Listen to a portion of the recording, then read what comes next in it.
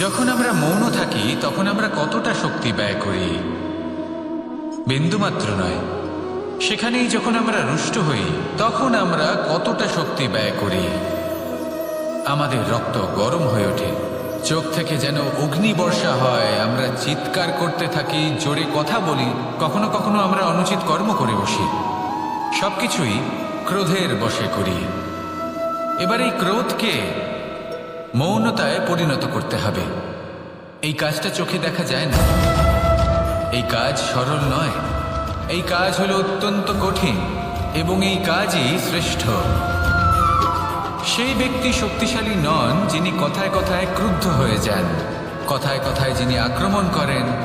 আজ্ঞে না, সব থেকে বেশি শক্তিশালী ব্যক্তি হলেন তিনি যিনি নিজের ক্রোধকে মৌনতায় পরিবর্তন করতে পারেন, যিনি শান্ত মনে পরিস্থিতিকে বোঝেন, তার আকলন করেন আর তারপর বিবেকের দ্বারা সিদ্ধান্ত নেন। তিনি হলেন সব থেকে শক্তিশালী ব্যক্তি। তাহলে সেই ব্যক্তি হয়ে উঠুন আর আমার সাথে ভালোবেসে বলুন, রাধা রাধা। জীবনে যখন আমরা কোনো পরিস্থিতির সম্মুখীন হই তখন আমাদের সামনে দুটো পথ থাকে, তাদের মধ্যে কোনো একটা নির্বাচন আমাদের করে নিতে হবে, এই মনে করে নিতে হবে। নির্বাচন এই সংসারের সব থেকে গুরুত্বপূর্ণ বিষয়। একটা নির্বাচন আপনার বর্তমান বদলে দিতে পারে, আপনার ভবিষ্যৎ বদলাতে পারে, আগামী প্রজন্মের জন্য ইতিহাস রচনা করতে পারে। একটা নির্বাচন। এবার দেখুন, যে পরিস্থিতি আপনার সামনে আছে আপনাকে সেই পরিস্থিতির সম্মুখীন হতেই হবে, সেই কষ্ট সহ্য করতেই হবে, সেই মতোই কাজ করতে হবে। শুধু এই বিষয়টা নির্বাচন করতে হবে যে এই পরিস্থিতির সম্মুখীন হওয়ার সময় আমি কি দুর্বল হয়ে থাকব নাকি আমি শক্তিশালী হয়ে থাকব। এই নির্বাচন এই মনের মধ্যে করতে হবে। আর এই নির্বাচন হলো সব থেকে বেশি গুরুত্বপূর্ণ নির্বাচন। যদি নিজের মনকে শক্তিশালী করে তুলে সেই পরিস্থিতির সম্মুখীন হন তাহলে কিছুই আপনাকে বাধা দিতে পারবে না। পূর্ণ নিষ্ঠার সাথে, সাহসের সাথে এই মনকে শক্তিশালী করে তুলুন, তাহলে কোনো সংকট আপনাকে না বাধা দিতে পারবে না ভাঙতে পারবে। আপনি নিজে সাফল্যের শিখরে পৌঁছতে পারবেন আর এই মন প্রসন্ন হয়ে বলবে, রাধা রাধা। জীবনে সব থেকে বেশি মূল্যবান বস্তু কি? ধন, স্বর্ণ, মাণিক্য, আভূষণ? না, এই সব কিছু মিলিয়েও সময়ের এক মুহূর্তের সামনে মলিন হয়ে পড়ে। এক মুহূর্ত যা এক দরিদ্রকে রাজা করতে পারে, যা এক রাজাকেও দরিদ্র করতে পারে। একটি মুহূর্ত যা আপনার আত্মবিশ্বাসকে পর্বতের শিখরে পৌঁছে দিতে পারে, একটি মুহূর্ত যা আপনার অস্তিত্বকে গভীর সাগরে বিলীন করে দিতে পারে। একটি মুহূর্তের খেলা। সব সময় জীবনে সেই ব্যক্তিকে সম্মান করুন, শ্রদ্ধা করুন যিনি আপনার জন্য সময় বের করে থাকেন। সব সময় সেই ব্যক্তির প্রতি নিষ্ঠাবান থাকুন যেই ব্যক্তি খারাপ সময় আপনার পাশে দাঁড়িয়ে থাকে। এই সময় সব থেকে বেশি মূল্যবান। আসুন আমার সাথে ভালোবেসে বলুন, রাধা রাধা। প্রজাপতি দেখেছেন? কি সুন্দর হয় তাই না এই প্রজাপতি? ওদের দিকে তাকালে নিজের অজান্তেই নিজের মুখে হাসি ফুটে ওঠে। কিন্তু এই প্রজাপতি জন্ম থেকেই এমন দেখতে হয় না। জন্ম থেকে এদের কাছে ডানা থাকে না, এরা উড়তেও পারে না। যখন একটি প্রজাপতি জন্ম নেয় তখন প্রথমে ডিম অবস্থায় থাকে সে। আস্তে আস্তে সেই কবচ সে ভেঙে ফেলে, খুব পরিশ্রম করতে হয় তাকে। তারপর কীটের আকার ধারণ করে সে চলতে থাকে। অনেক কষ্ট সহ্য করতে হয়, অনেক পরিশ্রম করতে হয়। তারপর তার রূপ বদলে যায়, তারপরে তার ডানা গজায়, তারপরে সে উড়তে পারে। এই নিরন্তর পরিশ্রমই সাফল্যের মূল মন্ত্র হয়। কখনো কখনো প্রতিভাও কম পড়ে যায় যদি নিরন্তর পরিশ্রম না করা হয়, যদি সমর্পণের ভাব মনে না থাকে, দৃঢ় নিষ্ঠা না থাকে। আর কখনো কখনো সেই ব্যক্তি যার মধ্যে বিশেষ প্রতিভা থাকে না, সেই ব্যক্তি নিরন্তর পরিশ্রম করে, নিজের মনে সমর্পণের বোধ জাগিয়ে তোলে, দৃঢ় নিষ্ঠার সাথে কর্ম করে আর সাফল্য লাভ করে। সেই জন্য আপনি জীবনে যেখানেই পৌঁছে যান না কেন নিরন্তর পরিশ্রম করতে থাকুন। তবেই আপনার ভবিষ্যৎ রঙিন প্রজাপতির মতন গগনচুম্বী হবে। তবেই এই সংসার আপনাকে দেখবে এবং নিজের অজান্তেই এই সংসার নিজের মুখে হাসি ফুটিয়ে তুলবে এবং এই সংসার আমার সাথে ভালোবেসে বলবে, রাধা রাধা। পুরাণে আমরা দেখেছি যে মাতা পিতা কতটা মহান হতে পারেন, কিভাবে শ্রী গণেশ নিজের মাতা পিতাকে পরিক্রমণ করলেন এবং পরম পূজনীয় হয়ে উঠলেন। কিভাবে ভক্ত শ্রবণ নিজের অন্ধ মাতা পিতাকে তীর্থযাত্রায় নিয়ে যাবেন বলে নিজের কাঁধে ওনাদের বসালেন এবং বয়ে নিয়ে গেলেন। এরকম অনেক অমূল্য শিক্ষা আমরা লাভ করে থাকি পুরাণ থেকে। কিন্তু এসব কথা হলো পুরাণের কথা। কথা বলা যাক আমাদের জীবন নিয়ে। আমাদের এই জীবনে আমাদের মাতা পিতা কেন আমাদের কাছে এতটা অমূল্য? কেন আমরা ওনাদের এতটা ভালোবাসি? কেন আমরা ওনাদের এত সম্মান করি? আর কেনই বা ওনাদের এতটা সম্মান করা উচিত? মমতার কারণে। মায়ের মনের এক ধরনের মমতা, পিতারও এক ধরনের মমতা। এই দুইয়ের মমতা ভিন্ন, কিন্তু এনাদের দুজনের মমতার কেন্দ্রবিন্দু হলো ওনাদের সন্তান। মাতা মমতার কারণে সকালে তাড়াতাড়ি উঠে পড়েন, খাবার তৈরি করেন, এটা ভাবেন যে আমার সন্তান যেন অভুক্ত না থাকে। অন্যদিকে পিতা ইচ্ছে না থাকা সত্ত্বেও নিজের মমতাবোধের কারণে নিজের সন্তানের প্রতি কঠোর হন, তাকে জ্ঞান প্রদান করেন, শিক্ষা প্রদান করেন, কারণ উনি চান যে ওনার সন্তান যেন পরবর্তীতে উন্নতি করে, কখনো অভুক্ত না থাকে। এটাই হলো মমতা মাতা পিতার। আর এই মমতা সংসারের অন্য কোথাও আপনি পাবেন না। তাই সবসময় নিজের মাতা পিতাকে সম্মান করুন, ওনাদের ভালোবাসুন, যতটা ইচ্ছে ভালোবাসুন। আর এই ভালোবাসার সাথেই বলুন, রাধা রাধা। সম্পর্ক হলো আমাদের জীবনের একটি আধার। কিছু সম্পর্ক এমন যা আমরা জন্মসূত্রে লাভ করি, যেমন পরিবার, মা বাবা। কিছু সম্পর্ক আছে যা আমরা জীবনে অর্জন করে থাকি, তা সে প্রেমের হোক, স্নেহের হোক বা বন্ধুত্বের। এই সকল সম্পর্ক লাভ করার বা গড়ে তোলার 5টি ধাপ রয়েছে। প্রথম ধাপ, কোনো ব্যক্তির সাথে আলাপ হওয়া, তার সাথে কথা বলা বা তাকে দেখা। দ্বিতীয় ধাপ, সে ব্যক্তিকে আমাদের ভালো লাগা। তৃতীয় ধাপ, আমাদের এটা চাইতে শুরু করা যে জীবনে এই ব্যক্তি যেন আমাদের বন্ধু হন, আমাদের জীবনে থাকেন, বা আমাদের কাউকে ভালোবেসে ফেলা। আর এটা আমাদের ভাবা বা চাওয়া যে সেই ব্যক্তি যেন আজীবন আমার সাথে থাকেন, আমার জীবনে আমার সাথী হয়ে। চতুর্থ ধাপ, লাভ করা। এবার এই ধাপটি অনেক মানুষের পক্ষেই খুবই সরল হয়, বড়ই সরলভাবে নিজেদের সঙ্গীকে লাভ করে থাকেন। কিছু মানুষের জন্য এই ধাপ অত্যন্ত কঠিন হয়ে থাকে। অনেক প্রতিকূল পরিস্থিতির উপর জয়লাভ করে তারা সঙ্গীকে লাভ করেন, কিন্তু লাভ অবশ্যই করেন। এরপরে আসে পঞ্চম, অন্তিম এবং সবথেকে গুরুত্বপূর্ণ ধাপ। সেটা হলো সেই সম্পর্ক পালন করা। এটা হলো এমন এক বিষয় যা প্রত্যেক মানুষের শেখা উচিত। যদি ব্যক্তি নিজের জীবনে সম্পর্ক রক্ষা করতে শিখে যান, তবে প্রত্যেক সম্পর্ক তার জীবনকে স্বর্গ করে তুলবে। আসুন আর আমার সাথে ভালোবেসে বলুন, রাধা রাধা। জ্যোতিষ একটা বিদ্যা, এ হলো একটা বিজ্ঞান। যে নক্ষত্র দশায় আপনি জন্মগ্রহণ করেছেন, যে স্থানে আপনার জন্ম হয়েছে, এগুলো আপনার জীবনের দিশা স্থির করার ক্ষেত্রে গুরুত্বপূর্ণ ভূমিকা পালন করে।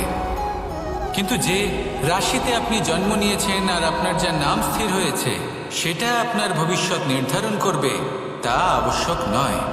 রা দিয়ে রাম এবং রা দিয়ে রাবণ, এই দুজনের রাশি সমান ছিল, কিন্তু একজন নিজের শক্তির দুর্ব্যবহার করলেন।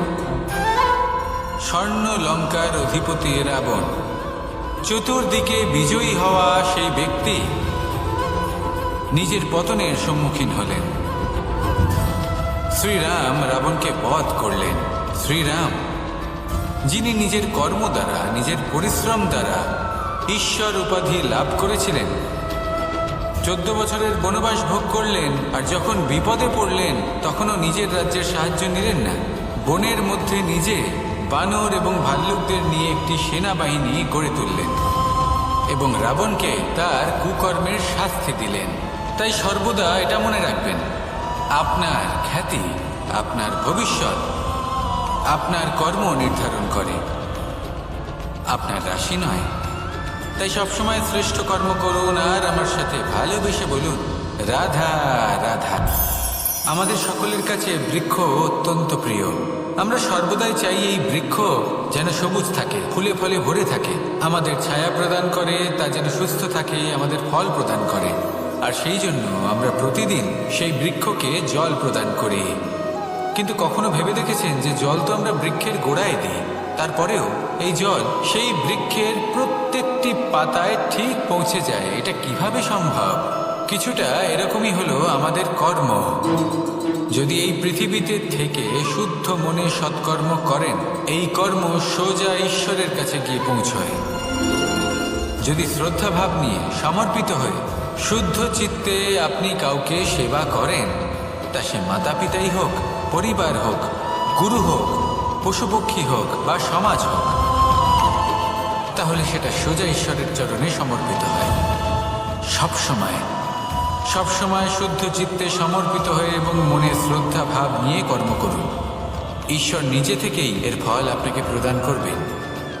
আসুন আমার সাথে ভালোবেসে বলুন, রাধা রাধা।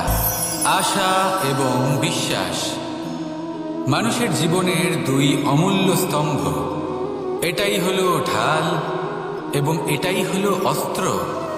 এটাই আমাদের রক্ষা করে এবং এটাই আমাদের জীবনের পথ প্রশস্ত করে। কিন্তু ছোট একটা সমস্যা আছে। এবার যদি আপনি বটবৃক্ষের থেকে এই আশা রাখেন যে এ আমাকে ফল দেবে, তাহলে সেই আশা ভঙ্গ হওয়াই স্বাভাবিক। আর যদি আপনি বিশ্বাস করেন যে খেজুর গাছ আপনাকে ছায়া প্রদান করবে, তাহলে সেই বিশ্বাসও অবশ্যই ভঙ্গ হবে। তাহলে কি করা উচিত?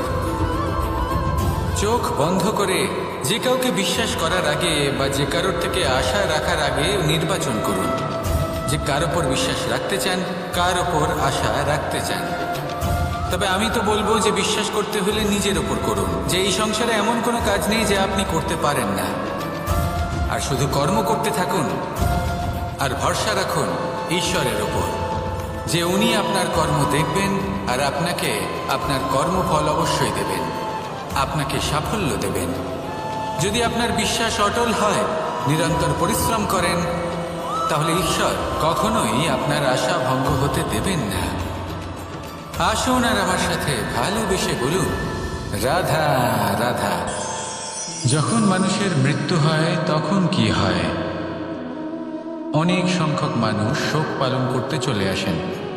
যে ব্যক্তি মৃত্যু লাভ করেছেন তার অনেক বস্তু থাকে যেগুলো তার প্রিয়, যেগুলো তিনি ব্যবহার করেছেন। তার শয্যা, তার বস্ত্র, তার আভূষণ সব কিছু তার থেকে বিচ্ছিন্ন করা হয় এবং খালি হাতে তাকে শ্মশানের উদ্দেশ্যে রওনা করা হয়। আমি আপনাকে এই প্রশ্ন করতে চাই, আপনি এই সংসারে কি অর্জন করেছেন? ধন সম্পত্তি, বস্ত্র, আভূষণ, এই সব কিছু যে আপনি অর্জন করেছেন, আপনার মৃত্যুর পরে তা আপনার থেকে দূর হয়ে যাবে। এর উত্তর হলো একটাই, আপনার কর্ম। শুধু সেটাই আছে যা একান্ত আপনার, আর শুধু সেটাই এই সংসার থেকে চলে যাওয়ার পরেও সংসারেই জীবিত থাকবে। যদি আপনি দুষ্কর্ম করেন, তাহলে এই সংসার আপনাকে একটি অনুচিত উদাহরণ হিসেবে মনে রাখবে যে এই ব্যক্তি খুব পাপী ছিল, অনুচিত কর্ম করতেন। যে পথে তিনি চলেছেন সেই পথে কারোর চলা উচিত নয়। সেখানেই যদি আপনি সৎকর্ম করেন, তাহলে সংসার চিরকাল এটাই বলবে যে খুব ভালো মানুষ ছিলেন, সবাইকে ভালোবাসতেন, সবাইকে সাহায্য করতেন, আমার খুব প্রিয় মানুষ ছিলেন। এটাই হলো শ্রেষ্ঠ কর্ম। সেই জন্য জীবনে শুধুমাত্র ধন সম্পত্তি আভূষণ এই সব অর্জন করতে গিয়ে নিজের মনোনিবেশ করবেন না। শ্রেষ্ঠ কর্ম করুন। সংসার থেকে চলে যাওয়ার পরেও এই কর্মই এই সংসারে আপনাকে জীবিত রাখবে। আসুন আমার সাথে ভালোবেসে বলুন, রাধা রাধা। কখনো কখনো অন্ধকারের সাথে লড়াই করার জন্য আমরা প্রদীপ জ্বালাই। এতে প্রথমে সলতে রাখি, তারপর তেল ঢালি, তারপর আগুন জ্বেলে এটা প্রজ্বলিত করি। তারপর একটা সময় আসে যখন এই প্রদীপ নিভে যায়। কারণটা কি? কারণ কি এটা যে প্রদীপের প্রকাশমান হওয়ার ক্ষমতা সমাপ্ত হয়েছে? না, এই যে আগুন আমরা দেখতে পাচ্ছি, এই আগুনের জন্য যে শক্তির প্রয়োজন হয় তা আসে এই তেল থেকে। যদি এই তেল সমাপ্ত হয়ে যায় তাহলে এই প্রকাশ তাও সমাপ্ত হয়ে যায়। আর আমাদের জীবনে এই তেল হলো আমাদের কর্ম, আর এই আগুন আর এর দ্বারা উৎপন্ন হওয়া প্রকাশ আমাদের ভাগ্য। যত আমাদের কর্ম ক্ষীণ হতে থাকবে, আমাদের ভাগ্য সৌভাগ্য কোথাও না কোথাও লুপ্ত হয়ে যাবে। যে উজ্জ্বল ভবিষ্যৎ আমরা চাইছি তা কখনো লাভ করতে পারবো না যদি কর্ম না করি। ঠিক যেমন তেল ছাড়া অগ্নি উৎপন্ন হয় না, তেমনি কর্ম ছাড়া সৌভাগ্য হয় না। আর যেমন কর্ম তেমন ভাগ্য। তাই সবসময় কর্ম করতে থাকুন, কর্ম করা থামাবেন না। আমার সাথে ভালোবেসে বলুন, রাধা রাধা। এই শুকনো পাতাটিকে দেখুন, নিষ্প্রাণ হয়ে পড়েছে। কোনো একটা সময় এই পাতাটি একটা গাছের ডালে ছিল। সেই গাছ ওর লালন পালন করত। যখন যখন বাতাস বইত, এই পাতায় কম্পন দেখা দিত, মনকে প্রফুল্ল করে তুলত। কোনো একদিন এই পাতা গাছের ডাল থেকে ঝরে পড়ে গেল। নিঃসন্দেহে ও নিজের স্বাধীনতা পেল, কিন্তু আস্তে আস্তে শুকিয়ে গেল, নিষ্প্রাণ হয়ে গেল। দেখুন, আমি এই কথা বলছি না যে স্বাধীনতা অনুচিত, কখনোই না। কিন্তু যে কোনো পরিস্থিতিতে স্বাধীন হতে চাওয়া এটা নিশ্চিতরূপে অনুচিত। আমরা যদি আমাদের জীবনে পরিবারের গুরুত্ব ভেবে দেখি, তাহলে এই পরিবারে যতই মতভেদ থাকুক না কেন, যতই মনোমালিন্য থাকুক না কেন, যতই বিবাদ থাকুক না কেন, এই সব মিটিয়ে নেওয়া অত্যন্ত প্রয়োজনীয়। সেই সব কিছু সমাপ্ত করা অত্যন্ত প্রয়োজনীয়। কখনো এই পরিবারকে ভাঙতে দেবেন না, কখনো এই পরিবার থেকে দূরে চলে যাবেন না। এই পরিবার হলো আমাদের জীবনের একটা অমূল্য সম্পদ, অমূল্য এক আশ্রয়, যা এই সংসারে হয়তো কোথাও আপনি পাবেন না। তাই একে আগলে রাখুন। ভেবে নিন আপনি পাতা আর আপনার পরিবার সেই গাছ। আসুন আমার সাথে ভালোবেসে বলুন, রাধা রাধা। অনেক সময় আমরা জীবনে অনেক মানুষকে এমন বলতে শুনে থাকি যে আমি অসফল হয়েছি কারণ আমার সময় ভালো যাচ্ছিল না। আমি এই জিনিসটা লাভ করতে চাইছিলাম কিন্তু করতে পারলাম না কারণ আমার সময়টা ভালো যাচ্ছিল না। আমি আমার জীবনে ওই মহান কাজটা করতে চাইছিলাম কিন্তু করতে পারলাম না। কেন? কারণ আমার সময়টা ভালো যাচ্ছিল না। কিন্তু যে মুহূর্তে ভালো সময় আমার জীবনে আসবে, আমি সব কিছু প্রাপ্ত করব। এমন প্রায় প্রত্যেকেই বলেন। আসুন একটা কথা বোঝা যাক। একজন মালিকে দেখুন, সে প্রত্যেক দিন গাছের সেবা করে, তাকে জল দেয়, তার যত্ন আত্তি করে। কেন? প্রত্যেক দিন সেই গাছ ফল দেয় না। সঠিক সময় এলে তবেই সেই গাছ ফল দেয়, কিন্তু প্রত্যেক দিন মালি তার সেবা করে, তাকে যত্ন করে। শুধুমাত্র তখন করে না যখন সেই গাছ ফল দিতে সক্ষম। আর যদি মালি গাছের যত্ন প্রতিদিন না করে, তাহলে হয়তো সেই গাছ ফল দিতেই পারবে না। এটাই হলো আমাদের জন্য একটা শিক্ষা। যখন সময় আমাদের জন্য অপেক্ষা করে না, তখন আপনি সময়ের জন্য কেন অপেক্ষা করছেন? ভালো সময়ের জন্য অপেক্ষা করবেন না। ভালো এবং শুভ কর্ম দ্বারা ভালো সময়কে নিজের কাছে টেনে আনুন। নিরন্তর কর্ম করুন, পরিশ্রম করতে থাকুন। শুভ সময় আপনা থেকেই আপনার কাছে আসবে। আসুন আমার সাথে ভালোবেসে বলুন, রাধা রাধা। একে বালি বলুন, মাটি বলুন বা ধুলো বলুন, এ দিয়ে কত কিছু করা সম্ভব। এ দিয়ে আপনি নিজের বাসস্থান নির্মাণ করতে পারেন, প্রাচীর করে তুলতে পারেন, অট্টালিকা নির্মাণ করতে পারেন। কিন্তু যদি এই বালিকে আপনি মুষ্টিবদ্ধ করে রাখতে চান, তাহলে তা হাত থেকে ফসকে যাবে। আপনি কখনোই একে মুষ্টিবদ্ধ করতে পারবেন না। এরকমই হয় আমাদের জীবন, আর এরকমই হয় সময়। এই মুষ্টিবদ্ধ করা বালির মতো। সময়কে আমরা বাধা দিতে পারবো না, আটকেও রাখতে পারবো না। এ হলো প্রবাহমান। জন্ম থেকে মৃত্যু পর্যন্ত এই যে সময়, তা খুবই সীমিত। আর এই সময় আমরা যেটাই করি তার দ্বারাই আমাদের মূল্য নির্ধারিত হয়। আর এই সংসার থেকে চলে যাওয়ার পরেও এই সংসার এই সব কর্মের জন্যই আমাদের মনে রাখে। তাই যদি আপনি এটা ভাবেন যে আজ যে কর্ম করার ছিল আমি না হয় কাল করে নেব, কাল আমার লক্ষ্যে পৌঁছানোর কথা ছিল আমি পরশু পৌঁছবো, না, এই সময় খুব মূল্যবান, একে নষ্ট করবেন না।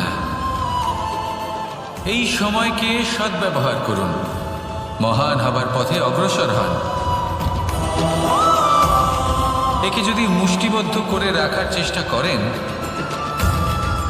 এই সময় থেমে থাকবে না। আসুন আমার সাথে ভালোবেসে বলুন, রাধা রাধা। আমাদের জীবনে অনেক ধরনের ব্যক্তি এসে থাকেন। কেউ কেউ আমাদের সাথে থেকে যান, কেউ আমাদের থেকে দূরে চলে যান। কেউ ভালো মানুষ হন, কেউ খারাপ মানুষ। কিন্তু আমরা সবসময় সেই সময়টাকে নিয়ে দুঃখ প্রকাশ করি যখন আমাদের জীবনে কোনো খারাপ ব্যক্তি প্রবেশ করেন। তারা আমাদের খারাপ অনুভূতি দেন, দুঃখ দেন, কষ্ট দেন। আমরা সবাই তাকে ভালো মন্দ কথা বলি।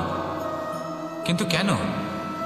এমন বিভিন্ন ধরনের মানুষ, খারাপ মানুষ, ভালো মানুষ, সবার জীবনেই আসেন এবং সকলকেই একটা অমূল্য শিক্ষা দান করে যান। এবার আপনি নিজেই ভেবে দেখুন, জীবনে যখন প্রথমবার আপনি আগুন স্পর্শ করেছিলেন, তখন আপনি একটা শিক্ষা লাভ করেছিলেন যে আমাকে আগুনের থেকে একটু দূরে থাকতে হবে। তারপর আস্তে আস্তে আপনি শিখলেন যে কিভাবে এই আগুনকে নিয়ন্ত্রণে রাখতে হবে। তারপর আপনি শিখলেন যে কিভাবে নিজের জীবনে তাকে প্রয়োগ করতে হবে, তা সে অন্ধকারে প্রকাশ লাভ করার জন্য হোক বা খাবার বানানোর জন্য। সেইভাবেই কোনো খারাপ ব্যক্তি যখন আপনার জীবনে আসে, কোনো শিক্ষা দিয়ে যান, তার প্রতি কৃতজ্ঞ থাকুন। তার বিষয় খারাপ ভাবার বা খারাপ অনুভূতি নিয়ে থাকার কোনো প্রয়োজন নেই। সেই শিক্ষা লাভ করুন, ইতিবাচক মনোভাব নিয়ে জীবনের সামনে এগোতে থাকুন। কেউ নেই যিনি আপনাকে বাধা দিতে পারেন। আসুন আমার সাথে ভালোবেসে বলুন, রাধা রাধা। এই সংসারে অনেক অনেক এমন জ্ঞানী আছেন যারা নিজের সমস্ত জীবন জ্ঞান অর্জন করতে অতিবাহিত করেছেন। এই সংসারে এমন কোনো বেদ নেই, কোনো পুরাণ নেই, কোনো শাস্ত্র নেই, কোনো ভাষা নেই যা ওনারা জানেন না। এমন কোনো বিষয় নেই যা নিয়ে ওনারা কোনো বক্তব্য রাখতে পারবেন না। কিন্তু আমরা এই সকল জ্ঞানীকে কি ভালোবাসতে পারি? এনাদের সকলকে সম্মান করতে পারি না। কারণটা কি? দেখুন, বেদ পড়া একটি আলাদা বিষয়, বেদনা বুঝতে পারা অন্য ব্যাপার। এবং বেদনা বোঝার জন্য, সেই জ্ঞান লাভ করার জন্য আপনাকে মন থেকে করুণা এবং প্রেমের সঠিক অর্থ বুঝতে হবে। সামনের ব্যক্তির বেদনা বুঝতে হবে, তার যন্ত্রণাকে বুঝতে হবে। তারপর যে জ্ঞান আপনি অর্জন করেছেন বেদ থেকে, পুরাণ থেকে, শাস্ত্র থেকে, তা প্রয়োগ করে তার বেদনার নিবারণ করা, সেটা বেশি গুরুত্বপূর্ণ। সেই জন্য জীবনে শুধুমাত্র শাস্ত্র এবং বেদ পড়ে জ্ঞান অর্জন করতে সময় নষ্ট করবেন না। মন থেকে প্রেমের কি অর্থ সেই বিষয়ে জ্ঞান লাভ করার চেষ্টা করুন। করুণাও বুঝতে চেষ্টা করুন। একজন শ্রেষ্ঠ ব্যক্তি হয়ে উঠুন আর আমার সাথে ভালোবেসে বলুন, রাধা রাধা। একটি হাতির শরীরে কত বল থাকতে পারে সেটা আমরা সবাই জানি। একটা প্রহারে বিশালাকার প্রাচীর ভেঙে পড়তে পারে, কিন্তু সেটা তখন হয় যখন সেই হাতির নিজের শক্তির বিষয়ে কোনো ধারণা থাকে। যদি সেই হাতিকেই বন্দি করে নেওয়া হয় তাহলে সেই হাতি তার পরাধীন থাকার অভ্যাস হয়ে যায়। এই পরনির্ভরশীলতা আমাদের শরীরকে নয়, আমাদের মনকে বন্দী করে ফেলে। আর তার পরিণাম হলো এটাই যে আমাদের নিজেদের ওপর নিয়ন্ত্রণ থাকেই না। যদি নিজের ওপর নিয়ন্ত্রণ না থাকে, তাহলে নিজেদের প্রকৃত শক্তির সাথে আমরা কিভাবে পরিচিত হব? সেই জন্য এই সংসারের সব থেকে বড় আনন্দ হলো স্বাধীনতা। এই স্বতন্ত্রতাকে আনুন নিজের বিবেচনায়, নিজের চিন্তাভাবনায়, নিজের জীবনে। কারোর কথায় প্রভাবিত হবেন না। নিজের বিবেকবোধ জাগ্রত করুন এবং এগোতে থাকুন। যখন এই বিবেচনা স্বতন্ত্র হবে, তাহলে এই মন জীবন স্বতন্ত্র হয়ে উঠবে। আর তখনই নিজের আসল শক্তি আপনার সামনে আসবে। আপনার সাহস, আপনার প্রতিভা আপনি জানতে পারবেন। তখনই জীবনে এগোতে পারবেন। তাহলে আসুন আর আমার সাথে ভালোবেসে বলুন, রাধা রাধা। এই সংসারে যে ব্যক্তিই হোক না কেন, প্রত্যেক ব্যক্তির জীবনে সমস্যা অবশ্যই আসে। এমন কিছু মানুষ আছেন, যদি তাদেরকে জিজ্ঞেস করেন যে এমনটা ঠিক কেন হলো, তাহলে পুরো দোষটা তারা নিজেদের পরিস্থিতির ওপর ন্যস্ত করেন। যে আমি তো এমন একটা পরিস্থিতিতে ছিলাম, আমি কিভাবে কিছু করতাম, আমার কাছে আর কোনো বিকল্পই ছিল না। চলুন কথা বলা যাক মহাভারত নিয়ে। ভীষ্ম পিতামহ, ওনাকে জিজ্ঞেস করা হলো, আপনি এরকম প্রতিজ্ঞা কেন করলেন? উনি বললেন যে আমি পরিস্থিতির অধীন হয়ে পড়েছিলাম, সেই জন্য। এই প্রশ্নটাই যখন অর্জুনকে করা হলো, তখন অন্য একটি দিক প্রস্ফুটিত হলো। অর্জুন নিজের পরিস্থিতির কারণে জীবনে কখনোই বাধা পড়েননি। তিনি সিদ্ধান্ত নিয়েছিলেন সংঘর্ষ করার, সংসারের নিয়মের বিরুদ্ধাচারণ করার। এই সংসারে আপনি যা কিছুই হয়ে উঠতে পারেন, তার সমগ্র শ্রেয় শুধুমাত্র আপনার পরিস্থিতির ওপর চাপিয়ে দেওয়া যায় না। সেটা নির্বাচনের উপর নির্ভরশীল, যে সেই পরিস্থিতিতে আপনি কি নির্বাচন করেছেন। যদি সেই মুহূর্তে ভীষ্ম পিতামহ স্থিরতার সিদ্ধান্ত নিতেন, বিশ্লেষণ করার সিদ্ধান্ত নিতেন যে কি উচিত কি অনুচিত, কারা ধর্মের পক্ষে কারা ধর্মের বিপক্ষে, যদি শুধুমাত্র অস্ত্র হাতে ধৃতরাষ্ট্র এবং দুর্যোধনের বিরোধিতা করতেন, যদি শুধু এটুকু করতেন, তাহলে মহাভারতের মতো মহাযুদ্ধ কখনোই হতো না। সমস্যা সবার জীবনেই আসে, কঠিন পরিস্থিতিও সকলের জীবনে আসে। সেই ব্যক্তি এগিয়ে যেতে পারেন যিনি শ্রেষ্ঠ নির্বাচন করার ক্ষমতা রাখেন। তাহলে সেটাই করুন আর আমার সাথে ভালোবেসে বলুন, রাধা রাধা। রাধা কখনো কখনো আমার জন্য বড়ই সুগন্ধি আতর নিয়ে আসে, পারিজাত ফুলের মালা নিয়ে আসে আমার প্রসাধন করবে বলে, এবং আমার সব থেকে বেশি প্রিয় মাখন নিজে হাতে বানিয়ে আনে আমাকে নিজে হাতে খাইয়ে দেবে বলে, সবকিছু আমাকে প্রসন্ন করবে বলে। কিন্তু আপনি কখনো ভেবেছেন যে এই আতর কিভাবে বানানো হয়? সহস্র ফুলের পাপড়ি একসাথে পিষে নিতে হয়, তারপরে তার থেকে যে রস নিঃসৃত হয়, সেই রস দ্বারাই আতর তৈরি হয়। অনেক সংখ্যক ফুলকে অসীম যন্ত্রণা ভোগ করতে হয়, তবে তারা আমার প্রসাধন সামগ্রী হয়ে উঠতে পারে। দুধ থেকে মাখন তৈরি করার জন্য কতটা পরিমাণ মন্থন সহ্য করতে হয় সেটা আপনি জানেন। ঠিক সেই রকমই হলো আমাদের জীবনও। বিপদও আসে, কঠিন পরিস্থিতিও আসে, এর সম্মুখীন হতে শিখুন। মনে রাখবেন, আপনি হলেন সেই দুধ যাকে মন্থন সহ্য করতে হবে মাখন হয়ে ওঠার জন্য।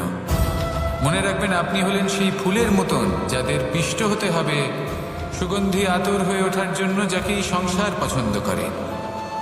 কখনো কখনো জীবনে আপনার সাথে খারাপ শুধুমাত্র এই কারণে ঘটে যাতে আপনার শ্রেষ্ঠ রূপ এই সংসারের সামনে আসতে পারে। শুধুমাত্র কঠিন পরিস্থিতি এবং বিপদকে একটা সুযোগ হিসেবে দেখার চেষ্টা করুন। আপনার জন্য এই সংসার বদলে যাবে, সংসারকে দেখার দৃষ্টিভঙ্গি পাল্টে যাবে, আপনার ভাগ্য পাল্টে যাবে, আর এই মন প্রসন্ন হয়ে বলবে, রাধা রাধা। জীবনে অনেক সময় আমরা এটা দেখে থাকি যে আগামী প্রজন্ম সেই কাজটিই করে যেটা তার পূর্ববর্তী প্রজন্ম করে গেছেন। একটা উদাহরণ দিই। তাহলে দেখুন, একদিকে আছে মাতা পিতা যারা আজীবন সংঘর্ষ করেছেন ধন অর্জন করার জন্য, তারপর তারই সন্তান তার সাথে এই লড়াই করে তার থেকে সমস্ত সম্পত্তি ছিনিয়ে নিল। তারপরে যত সময় অতিবাহিত হয় সেই সন্তানের সাথেও সেই একই ক্রিয়া ঘটতে থাকে, তার সন্তান তার সমস্ত সম্পত্তি ছিনিয়ে নেয়। তাহলে এমন কি সঞ্চয় করবেন যা পরবর্তী প্রজন্মকে দিয়ে যেতে পারেন, সেই বিষয়ে ভাবুন। ভেবে দেখুন, এই যে ধন সঞ্চয় আপনি করছেন এর আসলে লাভ কি? অবশ্যই আবশ্যক, কিন্তু এটাই কি শুধু সবথেকে গুরুত্বপূর্ণ বিষয়, যেখানে আপনি জানেন যে আপনি এই সম্পত্তি ভোগ করতে পারবেন না, কারণ এই সমস্ত সম্পত্তি আপনাকে পরবর্তী প্রজন্মের হাতে সঁপে দিতে হবে। তাহলে ধন সঞ্চয় করুন, কিন্তু এমন একটা সম্পত্তি কেন সঞ্চয় করা উচিত নয় যার উপভোগও আপনি করতে পারবেন, পরবর্তী প্রজন্মকেও দিয়ে যেতে পারবেন, আর মতভেদও হবে না। এমন সম্পত্তি আছে, আর এই সম্পত্তি হলো প্রেম। যদি আপনার মনে কোনো কিছু সঞ্চয় করার বাসনা জেগে ওঠে, তাহলে প্রেম সঞ্চয় করুন। সেটা পরবর্তী প্রজন্মও পাবে এবং সেই প্রজন্ম ভবিষ্যতে ভালোবাসা ছড়াতে থাকবে, আর তখন এই মন সুপ্রসন্ন হয়ে বলবে, রাধা রাধা। অহংকার এ হলো ছোট একটা শব্দ, কিন্তু এর প্রভাব অত্যন্ত বৃহৎ হয়ে থাকে। আর সব থেকে বড় সমস্যা হলো, মানুষ আজ অবধি বুঝতেই পারেনি যে এই অহংকারের বাস্তব রূপ কিরকম। কেউ একে গর্বের নাম দেন, কেউ একে আত্মসম্মানের নাম দিয়ে থাকেন, এবং কোথাও একটা এমন সময় চলে আসে যখন সময় এই অহংকারকে ভেঙে খান খান করে দেয়। আর তখন না গর্ব আপনাকে বাঁচাতে পারে, না আপনার আত্মসম্মান। এখন যদি আপনাকে উদাহরণ দিই, তাহলে যেখানে আপনি বসে আছেন সেই ঘরেই ওপরে তাকান, সেই ছাদের দিকে। যদি এই ছাদ অহংকার করতে থাকে যে দেখো, আমি তো সব থেকে উঁচু জায়গায় আছি, আমার চেয়ে ওপরে আর কেউ নেই, আমি এই ঘরে থাকা সমস্ত ব্যক্তিকে ছায়া প্রদান করি, যদি এই অহংকার এসে যায় তাহলে কি? একবার ভেবে দেখুন, যদি পরের দিন তার উপর আরো একটা তলা বানিয়ে দেওয়া হয় তাহলে কি? এই ছাদ যার নিজের উঁচু হবার অহংকার ছিল, যে সব থেকে ওপরে ছিল, সে এবার পায়ের তলায় চলে এসছে। এটাই হয়ে থাকে। মনে কখনোই অহংকার পোষণ করবেন না। যদি মনের মধ্যে কিছু রাখতে চান, তাহলে প্রেমের ভাব রাখুন, স্নেহ রাখুন। এই অহংকারকে আপনি যা ইচ্ছে নাম দিন, গর্ব হোক, আত্মসম্মান হোক, এর দ্বারা আপনার কোনোভাবেই কোনো লাভ হবে না। তাহলে এই অহংকারকে ত্যাগ করুন, আর আমার সাথে ভালোবেসে বলুন, রাধা রাধা। কখনো কোনো বৃক্ষকে দেখেছেন? এই ধরিত্রী থেকে ততটুকুই জল নেয় যতটুকু তার প্রয়োজন। কোনো প্রাণীকে দেখুন, এই প্রকৃতি থেকে ততটুকুই খাবার গ্রহণ করবে যতটুকু তার খিদে রয়েছে। খিদে মিটে গেলে আর খাবে না। এবার মনুষ্যকে দেখুন, সে নিজের জীবনে যা কিছু পেয়েছে, বস্তু, ধন, খাবার, শক্তি, প্রয়োজনের থেকে অনেক বেশি লাভ করার চেষ্টা করে থাকে। প্রয়োজনের থেকে বেশি যদি পেয়েও যায়, তাহলেও তার কম মনে হয়। এবার এরকম ঠিক কেন হয়? এর পেছনের কারণ কি? কারণ হলো লোভ। লোভের আগুন কিছু এমন হয়, যদি মানুষের মনে একবার প্রজ্বলিত হয় তাহলে শুধু বাড়তেই থাকে। ততক্ষণ বাড়বে যতক্ষণ না আপনি নিজে তাকে বাধা দিচ্ছেন। তবে এই লোভের আগুন নিয়ন্ত্রণ করা সম্ভব। পরিমিতিবোধ, পরিমিতিবোধের চিন্তা। আপনাকে শুধু নিজেকে একটা সরল প্রশ্ন করতে হবে। যখনই মনের মধ্যে কোনো বস্তুর প্রতি, শক্তির প্রতি, ধনের প্রতি, ভোজনের প্রতি লোভ বেড়ে যায়, নিজেকে প্রশ্ন করুন, এটা কি আমার কাছে ততটাই প্রয়োজনীয় যতটা একটা বৃক্ষের কাছে জল, যতটা একটা প্রাণীর কাছে ভোজন? এটা কি ততটাই প্রয়োজনীয়? যদি উত্তর না হয় তাহলে নিজেকে সেখানেই বাধা দিন, সেই ভাবনা সেখানেই ত্যাগ করুন, কারণ সেটাই হলো লোভ। ঠিক এইভাবেই প্রয়োজনীয়তার চিন্তা করে আস্তে আস্তে এই মন নির্লোভ হয়ে উঠবে, আর এই মন প্রসন্ন হয়ে বলবে, রাধা রাধা। পরিচ্ছন্নতা। বর্তমানের এই প্রজন্ম আগের প্রজন্মের এই যে অতিশুদ্ধতার অভ্যেস ছিল তা নিয়ে ঠাট্টা করে, তাকে মূর্খতা মনে করে। বুঝতেই পারে না কেন। আমাদের মা, ঠাকুমা, দিদিমা এদের দেখেছি সকালে উঠে সবার আগে স্নান করেন। কেন? বুঝতেই পারে না। কেন কথায় কথায় বারান্দা উঠোন পরিষ্কার করা হয়? বুঝতেই পারে না।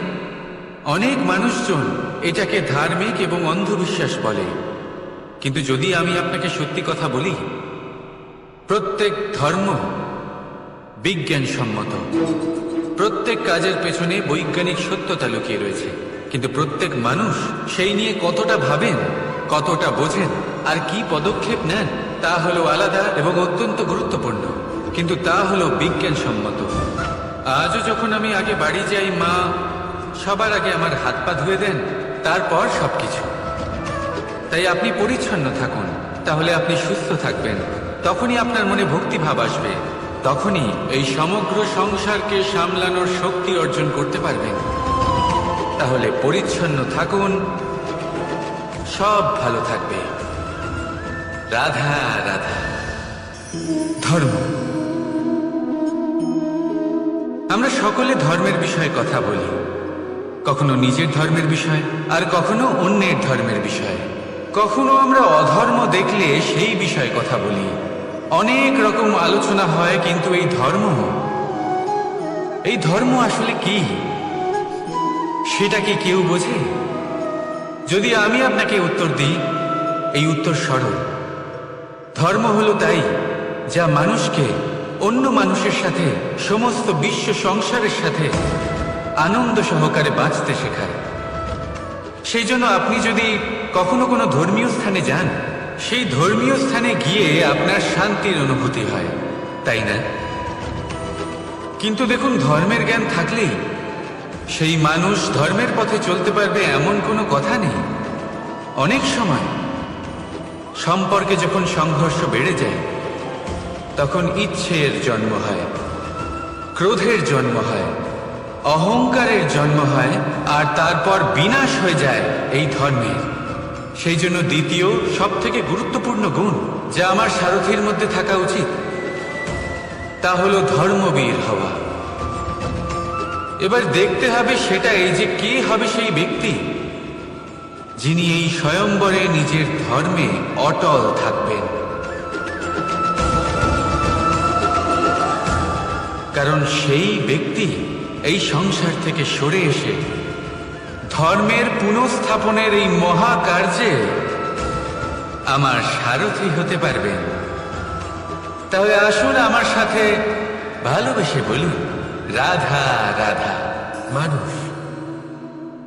মানুষ কতটা শক্তিশালী হয়, তার কতটা সামর্থ্য রয়েছে, সে কতটা প্রতিভাশালী হয়, এটা হয়তো বলার কোনো দরকারই নেই।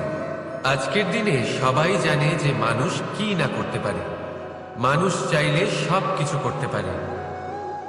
মানুষ যদি চায় মাছের মতো জলে সাঁতার কাটতে পারে। মানুষ যদি চায় হিমালয়ের মাথা নত করতে পারে। মানুষ যদি চায় সমুদ্র থেকে মুক্ত সংগ্রহ করতে পারে। মানুষ যদি চায় তাহলে আকাশের পাখির মতো বিচরণ করতে পারে। মানুষ চাইলে সব কিছু পেতে পারে। সে জ্ঞান, সম্পত্তি, পরিবার, সাফল্য, সব কিছু। যদি কিছু থাকে যেটা সে গ্রহণ করতে চায় না, সেটা হলো তার দোষ, তার ভুল। মানুষ এসব কখনো গ্রহণ করতে চায় না, কিন্তু যেদিন মানুষ তার দোষ বুঝতে পারবে, নিজের ভুল বুঝতে পারবে, সেটা স্বীকার করতে পারবে আর সেটা ঠিক করার পথে অগ্রসর হবে, তাতে সে সফলও হবে। সেদিন সে প্রকৃত রূপে মানুষ বলে গণ্য হবে। সেদিন সে মুক্তি লাভ করবে। ভুল সবাই করে, দোষ সকলের মধ্যে থাকে। সেটা গ্রহণ করুন, তা সংশোধন করার চেষ্টা করুন। জীবনে এগিয়ে যেতে পারবেন। আর আমার সাথে ভালোবেসে বলুন, রাধা রাধা।